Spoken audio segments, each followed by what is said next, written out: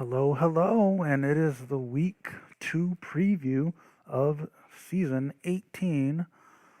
Just going to go through the games right before we get started with the games. So, a lot of teams, let's just pull up the standings.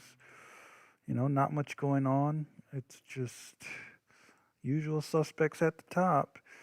Gremlins, Empire, Sea Dogs, Margays, Pharaohs, Cats, Reapers won, barely, but they won. Diamonds won. A lot of people are saying the Diamonds might go 2-0. Um, Gold lost hard. Toros, Scarlet Ember. So it's just, and you get statistics. Let's just peek at that. Best player at the best game was Middlestein at 16 points, 74.5 index, but it was in a losing effort, just like Greeley, also in a losing effort. Skogstad, player of the week, MVP race in its infancy, but Skogstad taking 3 points off rip. Um, so let's see what happens with that. Well, let's just get to the games and do my little predictions. Um, so early flex, Gold versus Pharaohs. Both these teams already had limelight on them last week, but it's going to be stadium unveiling for the silver for the Gold as they host the Pharaohs. Well, I have this wrong. Gold are 0-1, not 1-0, but they're still ranked number 5 in the league. So suck on that. Yeah, so the early season rankings, it's really all about preseason and potential. Later on, after week 4, you get rated on based on what you're actually good at. So that's why Toros and Gold kept their rankings. But the Pharaohs, they got their Twin Towers and Tamp and Charlie. I think it's going to be another close game. I think it's either going to be a 5-3 Gold victory or a 5-4 Pharaohs victory. Gremlins at Interceptors. A lot of people are saying this is a trap game for the Gremlins. Interceptors were within one set of beating them last year during the regular season, and the Interceptors are a little better this year. Gremlins, they looked okay versus the Dragonfish last week, but they didn't look dominant. So maybe the Interceptors can catch them sleeping as they, just try to get through the season. I mean, the Gremlins are so much better statistically than everyone that they might just be sleeping on this one. So I see a close game, but I think the Gremlins are going to win this 5-3.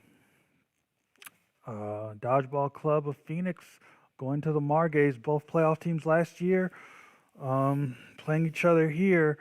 This almost was flexed up, but nope. It's going to be Hans Greeley versus the Margays, so I think it's not going to be pretty. I think the Margays have way too much talent. They're filled to the gills with talent.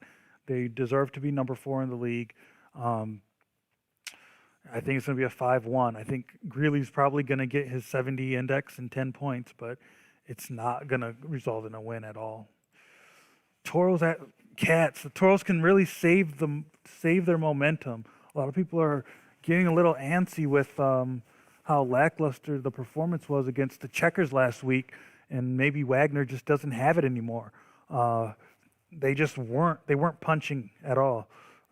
Cats played amazing versus the Skylarks, 5-1 victory, had the best index out of everyone.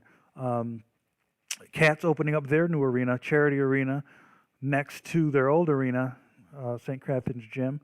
A private-public partnership. It's a brand new arena. It's beautiful. Going to be hosting a playoff game there this year. I think the Cats are going to get this one again. I think it's a new era for the Cats. I think Somerset, Jay Moore, Harper, I think it's just new blood here for the Cats. I think the Toros are just kind of old news. They're going to hang on this year, but I think the Cats are going to get a blazing start. Reapers at Captains. It's going to be interesting. Esparza's improving every game. The Reapers, they got Leche. He's still improving. Reapers, they hung in with the Scarlet Ember. They weren't punching. Captains didn't really have anything going on, but I think if Ricky, Pete, and Esparza can really go off, this will be an interesting game. I think this is going to be an 8 or 9 setter. It'll be a coin flip who wins this game. Diamonds at Silverbacks. A lot of people clowning that the Diamonds can do what they did last year and start 2-0. They're by far the worst team in the league, but they put the whooping on the Phoenix. It wasn't even a close game. Um, so it's really all about matchups. I mean, maybe that's what Coach Gielan and his 11th season is just playing with now, having a sucky team and playing with matchups. Maybe he's doing an experiment. But Silverbacks hungry for a win. Salazar needs to get back in this thing.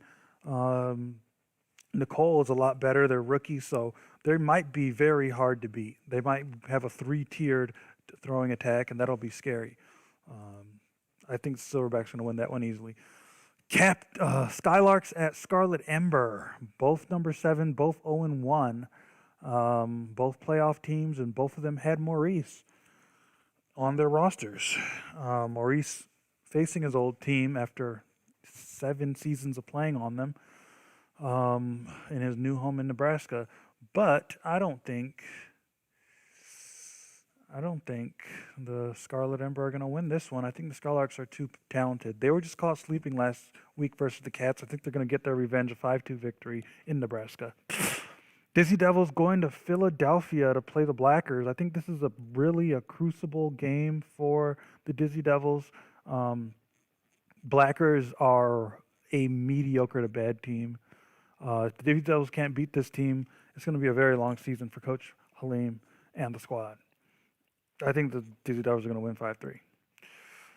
Checkers at Dragonfish. This will be an interesting game. Both these teams are kind of on the periphery of the South.